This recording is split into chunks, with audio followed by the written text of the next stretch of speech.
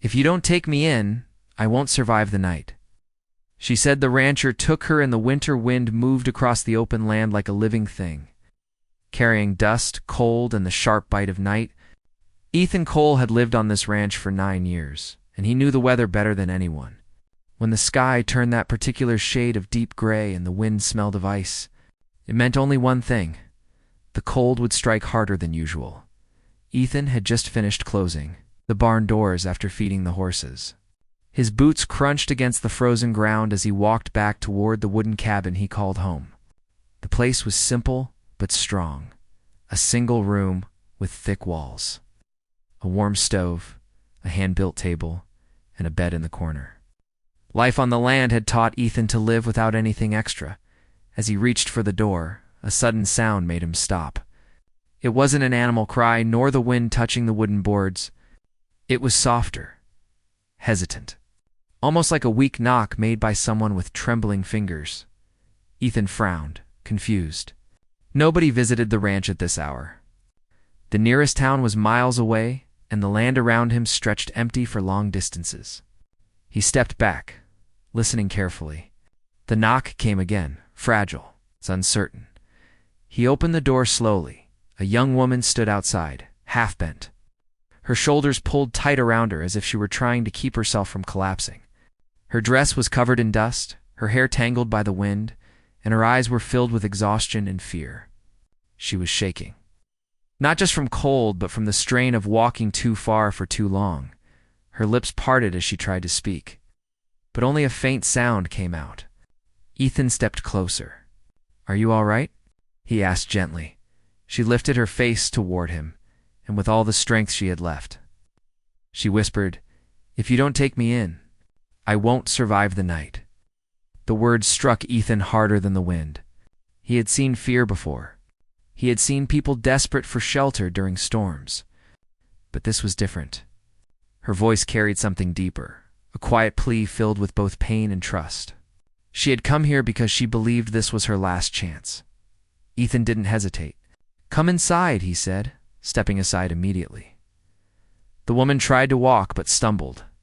Ethan reached out and caught her arm to keep her from falling. She wasn't injured, but she was extremely weak. When she stepped into the warm cabin, he shut the door behind them to keep out the cold. The fire in the stove was still burning from earlier, but Ethan quickly added more wood. The flames grew brighter, spreading warmth through the room. He brought her a blanket and wrapped it around her shoulders. Her hands were ice-cold. It took several minutes before she could hold the cup of warm water he placed in front of her. Ethan didn't ask her questions right away. He knew people opened up when they were ready, not when they were pushed. Instead, he quietly prepared a simple meal, warm stew, that had been cooking since afternoon. When he placed a bowl in front of her, her eyes softened with gratitude. "My name is Ethan," he said, sitting across from her. She hesitated before answering. "Marina." Her voice was weak but steady. "Thank you." "For letting me in?" Nodded. "No one should be left outside on a night like this." Marina looked down, her fingers gripping the blanket. She seemed unsure, as if she wanted to say more but didn't know how. Ethan didn't rush her. The flames crackled softly, filling the silence with comfort rather than tension. After a few minutes, Marina finally spoke again. "I've been walking since morning," she said, her voice shaking. "I didn't plan to come this far, but I had no choice." Ethan listened closely, but he didn't interrupt. "There was trouble in town," Marina explained slowly. "I was at the trading post where I worked, and things changed suddenly. I couldn't stay there anymore. I ran before things got worse." She paused, twisting the blanket nervously in her hands. "I thought I could reach another settlement before nightfall," she continued, "but I got lost. The cold got stronger. When I saw the light from your cabin, I prayed it wasn't just my imagination." Ethan nodded again. "You're safe here," he said gently. Those words seemed to relax her. Her shoulders lowered slightly, and her breathing calmed. But the fear in her eyes didn't disappear completely. Whatever had happened at the trading post still weighed heavily on her heart. After eating a few spoonfuls, Marina grew too tired to continue. Ethan noticed her eyelids drooping. She tried to stay awake as if afraid sleep would bring danger, but her body was too exhausted. Ethan stood up and pointed toward the bed in the corner. "You can rest there," he said. She shook her head immediately. "No, the floor is fine." "I don't want to trouble you." Ethan shook his head. "You need the bed more than I do." "I'll take the floor." Marina looked at him with confusion and disbelief, as if she had never been offered kindness like this. But she didn't argue again. She walked slowly to the bed and lay down, still wrapped in the blanket. Within minutes, she fell into a deep sleep. Ethan watched her for a moment. Even in sleep, she seemed tense, as if her mind was still running from something. He felt a weight settle in his chest, a sense of responsibility he hadn't felt in a long time. Someone had come to his door in need. Now her safety rested in his hands. He moved quietly around the cabin, making sure everything was secure. He checked the windows, the door, and even stepped outside for a moment to look around. The land was silent, the sky heavy with stars, and the cold stronger than before. Oh, no tracks. No signs of anyone following her. Still, Ethan couldn't shake the feeling that she might not be safe yet. When he returned inside, he placed his bedroll on the floor near the stove. The fire was warm enough, and he knew he would stay awake most of the night anyway. Marina's soft breathing filled the small cabin, steady and peaceful. But Ethan's thoughts roamed. What had she escaped from? Who had frightened her so deeply? And would they come looking for her? He didn't have answers yet, but he would find them in time. Hours passed. The fire burned low, and Ethan added more wood to keep the cabin warm. Every now and then, Marina shifted in the bed, murmuring something in her sleep. Once, she whispered a name, but it was too soft for Ethan to understand. He sat quietly, keeping watch. Near midnight, a distant coyote howled. Marina stirred suddenly, waking up with fear in her eyes. Ethan immediately spoke softly. "It's fine. Just an animal." Her breathing softened again, and she settled back down. She trusted his voice already, something that made Ethan feel strangely protective as the night grew deeper. Ethan's mind wandered back to the first time he had come to this land. He had chosen a life of quiet work, far from crowds, far from complicated troubles. He liked his solitude. It kept things simple, but tonight reminded him that life didn't always stay simple. Sometimes people walked into it carrying storms with them, and sometimes you couldn't turn them away. When the first light of dawn touched the horizon, Ethan stood and stretched his stiff muscles. He walked to the window, looking out across the frosted fields. A new day was beginning, but he knew that what had started the night before was not over. Marina was still sleeping, wrapped tightly in the blanket, still healing from whatever she had escaped. Ethan turned toward her and made a silent promise to himself. No matter what happens, she will not face danger alone. That morning, when Marina finally opened her eyes, she saw Ethan already preparing a small breakfast. The warmth of the stove, the gentle smell of food, and the quiet safety of the cabin made her feel a comfort she hadn't felt in months. She sat up slowly, blinking away the sleep. "Good morning," she whispered. Ethan glanced at her and nodded. "Morning. You feeling better?" She paused, thinking. For the first time in a long while, she felt safe enough to answer truthfully. "Yes," she said softly, "because you took me in." Ethan didn't say anything, but the quiet smile on his face said enough. It was only the beginning of their story. But already, the night that could have ended Marina's life had changed both of theirs forever. Morning sunlight slowly climbed over the distant hills, touching the land with a soft golden glow. The winter air was still cold, but warmer than the night before. Ethan stepped outside to check the animals, leaving the cabin door open so Marina could see him from inside. He didn't want her to feel alone. After all, he could still sense the worry in her eyes, even though she tried to hide it.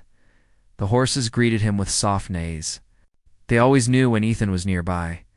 He checked their water, made sure the hay was dry, then walked around the corral fence. Everything seemed normal, but normal didn't mean safe.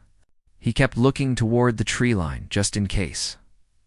When he returned to the cabin, Marina was sitting at the table with her hands wrapped around a warm cup of tea. She looked better than last night, more awake, more present, and a little less afraid. But a shadow still sat behind her eyes, a shadow made from things she had not yet spoken. "You slept well?" Ethan asked as he hung his coat on the wall. Hooked, she nodded. "Better than I expected." A small smile appeared on her face. "Thank you."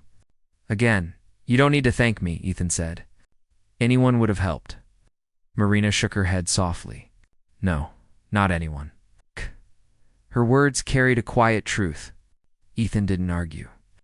He placed a plate of eggs and bread in front of her, and she began to eat slowly, carefully, as if she wasn't used to having warm meals after breakfast. Ethan cleaned the dishes while Marina stood watching him. She seemed unsure what to do. Ethan noticed and spoke gently. "You don't have to work today. You should rest." "I want to help," she said quickly. "Please. It keeps my mind busy." Ethan paused, then nodded. "All right, but only light tasks." He showed her how to sweep the cabin floor, organize the shelves, and fold the extra blankets. Marina worked quietly, grateful for something to focus on. Every now and then, she glanced toward the windows. As though checking if someone might appear, Ethan noticed. He didn't comment. Not yet. A quiet fear she tried to hide by midday. The sky grew cloudy again. The cold rolled over the land like a silent wave. Ethan chopped wood, while Marina brought pieces inside one by one. She worked slowly, careful not to drop anything. Her steps were gentle, as if she moved through the world trying not to disturb it, when she returned outside for another bundle. She froze near the doorway. Ethan saw her shoulders stiffen. She stared at the ground a few feet away at something he hadn't seen before. "What is it?" Ethan asked, wiping his hands. Marina pointed with a shaking finger. "Footprints," she whispered. Ethan walked over and felt his chest tighten. She was right. There were tracks, not his, not hers. Fresh ones. Too fresh to ignore. Whoever made them had approached the ranch from the south side, stood near the fence before turning back. They hadn't come close enough to see into the cabin, but they had gotten dangerously near. Marina stepped back, fear rising in her eyes. "They're looking for me." Ethan placed a hand gently on her shoulder. "You don't know that." Marina's breathing quickened. "I do. I've seen those boots before." Ethan understood. He looked at the tracks again. They were deeper on one side. Someone had been leaning forward, maybe watching, maybe searching. "We'll be careful," Ethan said calmly. "You're not alone here." Her eyes softened at his words, but her fear didn't disappear. The story she finally shared as afternoon came. The temperature dropped again. Ethan brought Marina inside and placed another log on the fire. The room filled with warm light, and the cold stayed outside. Marina sat at the table with her hands folded tightly. Ethan sat across from her, not pushing, not demanding answers, but giving her the space to speak if she wanted. After several minutes, she finally did. "I wasn't planning to leave the town," she said quietly. "I thought I could stay there for years. I worked at the trading post, helping with inventory and errands. It wasn't much, but it was safe." Ethan nodded, letting her continue. "But a new group came into town 2 weeks ago," she said. "They stayed near the trading post and caused trouble.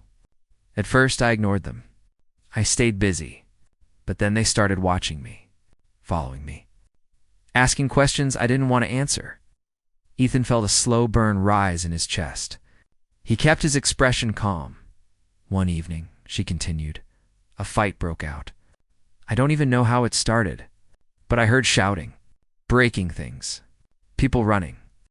I hid behind the storage room. When I heard them calling my name, I got scared. I slipped out the back door and ran."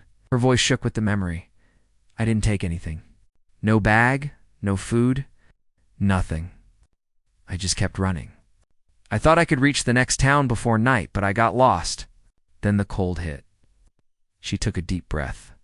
"If your cabin light hadn't been there, I don't know what would have happened to me." Ethan leaned back slowly, letting her breathe.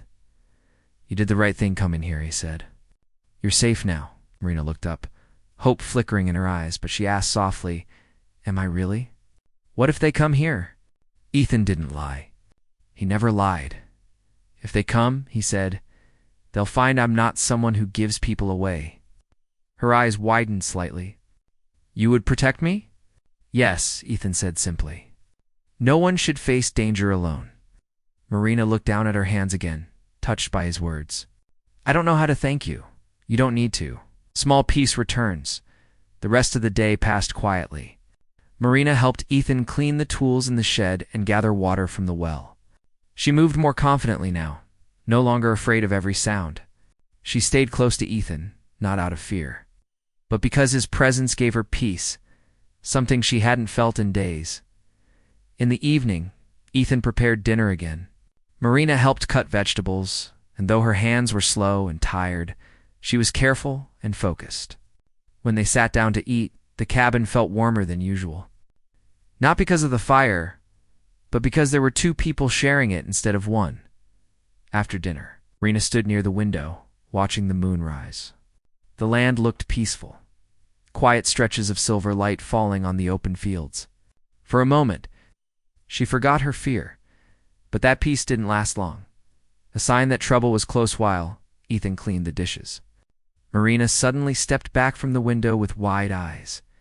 Ethan, she whispered urgently. Come here. Ethan moved immediately, wiping his hands on a cloth. When he reached the window, she pointed toward the distant hills. At first he saw nothing. Then a flicker, a tiny glow, a lantern being carried by someone moving slowly. Ethan narrowed his eyes. Someone was out there. Someone was looking. The glow moved for a few seconds, then disappeared behind the hill. Marina stepped away, pale with fear. They're searching. They're still searching. Ethan turned to her. Listen, you're inside. You're safe. They don't know you're here, but what if they find out? She asked, her voice trembling. They won't, Ethan promised. Not while you're under my roof. He meant every word. A quiet moment of trust later, as the night deepened. Marina rested near the fire, while Ethan kept watch near the window. She watched him silently for a long time, noticing how calm he remained even when danger stood nearby.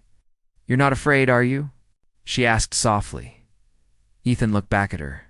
I'm careful, he said. Afraid? No. There's no use for fear when someone needs help. His words settled into her heart like warm light. She wrapped the blanket around herself and whispered, I feel safe here. Ethan nodded once, slowly. Good, that's how you should feel. The firelight flickered across the room. Outside, the wind moved gently, and somewhere far away, an owl called. The night seemed deep and endless, but inside the cabin, it felt like a small world of safety, a world only the two of them shared. Marina lay down on the bed again, her breathing calmer. Ethan sat near the stove, making sure the fire stayed bright until she fell asleep. Before she closed her eyes, she whispered one last thing. I'm scared of going back out there, but I'm not scared with you. Ethan didn't answer out loud, but his expression softened. He adjusted the firewood quietly, making sure the cabin stayed warm. He would watch the hills, the land, the night, and he would protect her, no matter who was searching for her, no matter what came next. Morning sunlight poured across the ranch like a soft blanket, but Ethan could feel something sharp in the air, something that didn't belong to the peaceful land. It was the kind of feeling that told him the day would not pass quietly. Marina woke with tired eyes. She had slept, but not deeply. The memory of the lantern light on the hills haunted her thoughts. She sat slowly, holding the blanket close, as if it could protect her from everything she feared. Ethan prepared breakfast, keeping his movements calm. He didn't want to add to her worry.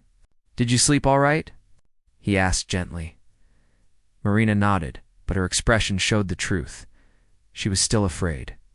I tried, she whispered. Ethan placed a warm cup of tea in front of her.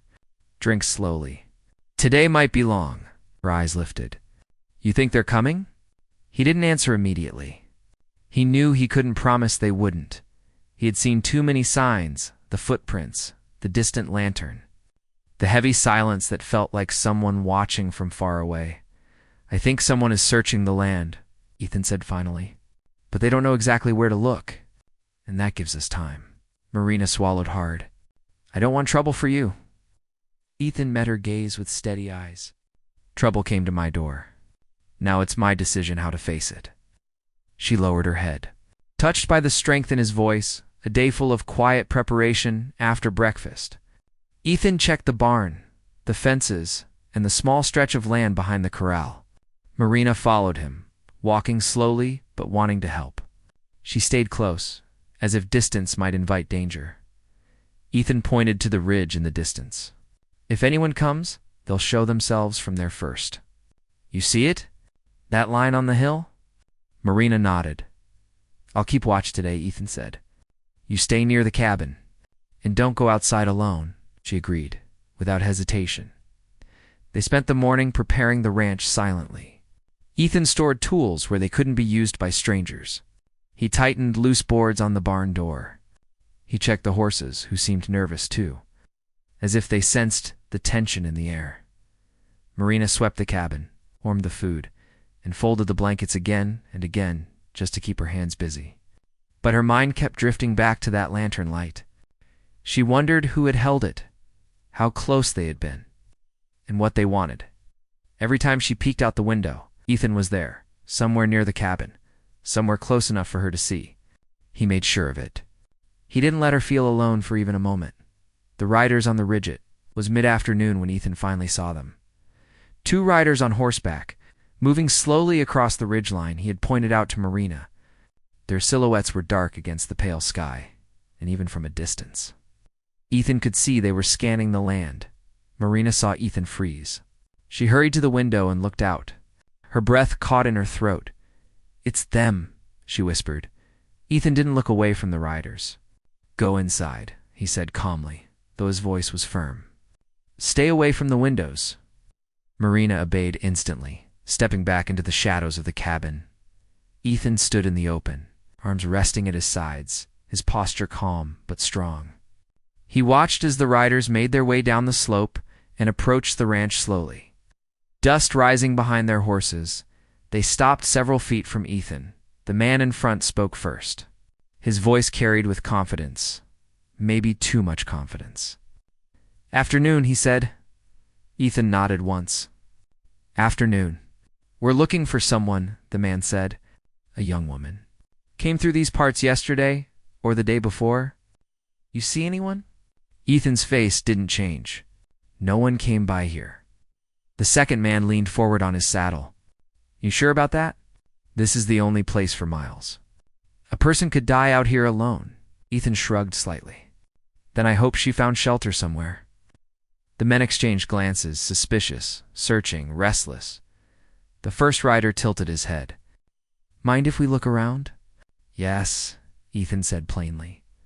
The second rider laughed lightly, but it wasn't friendly. You hiding something? Just protecting my land, Ethan replied. His calm voice carried a quiet firmness. No one rides through here unless I allow it.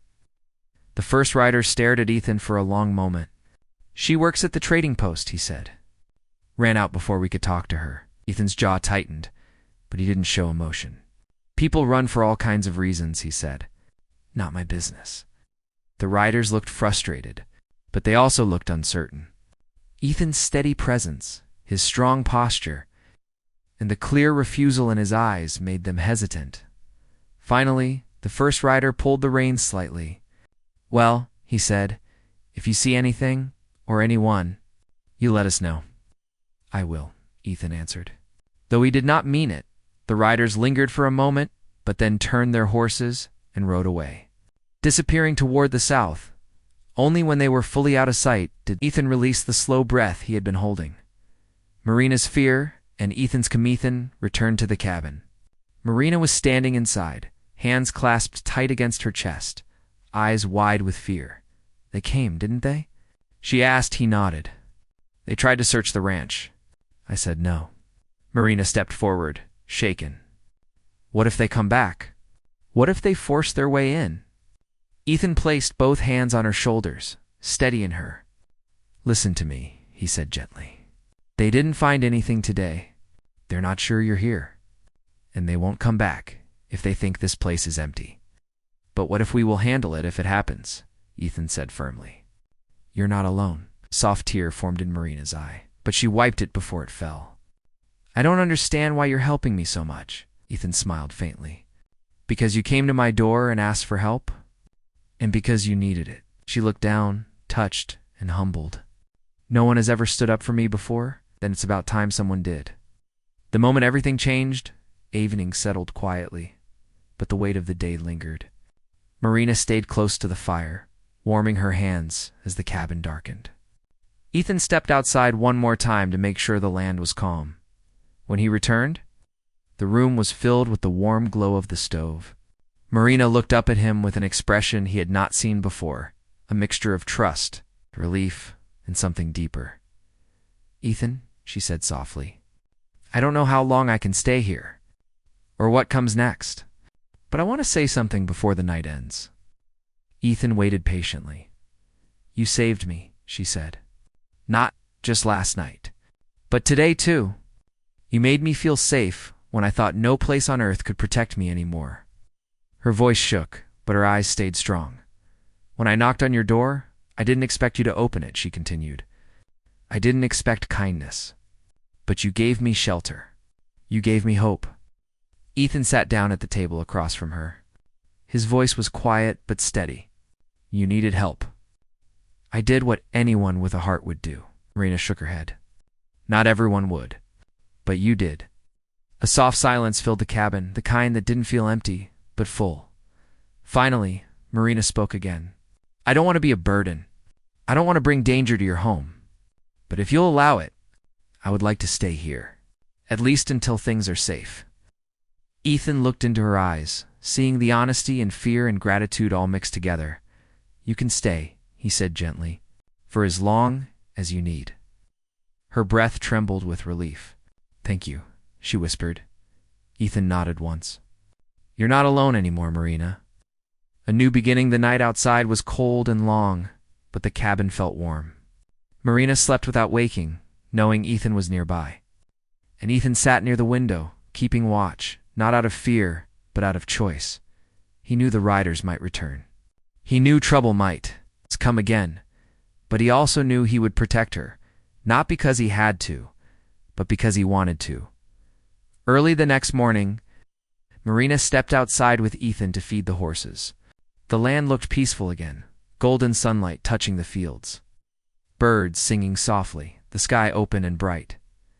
For the first time since she fled the trading post, Marina felt safe. Truly safe, and Ethan realized his quiet ranch no longer felt empty. It held someone who brought life and warmth into every corner of it. That night when she arrived at his door had changed both of their lives forever, and a new chapter had begun. One built on trust, safety, and the kind of kindness that stays in the heart for a lifetime.